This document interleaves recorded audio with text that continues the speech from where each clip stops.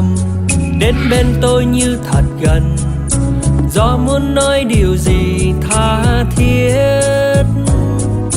Gió vẫn nhắc một người đã ra đi không trở lại, lỡ mất chuyện tình không thể quên. Bước những chuỗi ngày dài ấp ôm bao đêm huyền diệu, ánh mắt ấy giờ này xa lắm. Thoáng phút chốc giật mình, ngỡ như em đang thật gần, gió đánh thức vì tôi ngủ đêm. Thắp ánh sáng bước qua đêm thông, chờ mong ngày mai khát vọng. Và gió vẫn thế, gió mang tôi đi tìm em.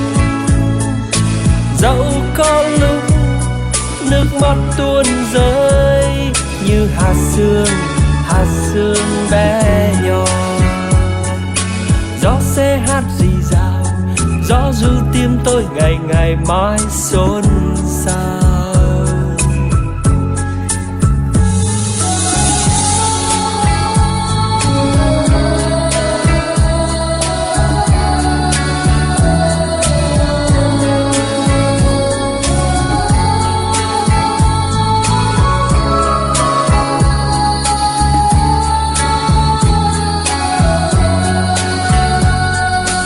Gió vẫn hát thì thầm đến bên tôi như thật gần, gió muốn nói điều gì tha thiết. Gió vẫn nhắc một người đã ra đi không trở lại, lỡ mất chuyện tình không thể quên. Bước những chuỗi ngày dài ấp ôm bao đêm huyền diệu, ánh mắt ấy giờ này xa lắm. Thoáng phút chốc giật mình, ngỡ như em đang thật gần, gió đánh thức vì tôi ngủ mê. Thắp ánh sáng bước qua đêm thông, chờ mong ngày mai khát vọng. Và gió vẫn thế, gió mang tôi đi tìm em. Dẫu có lúc nước mắt tuôn rơi như hạt sương bé nhỏ. Gió sẽ hát rì rào, gió ru tim tôi ngày ngày mãi xôn xao.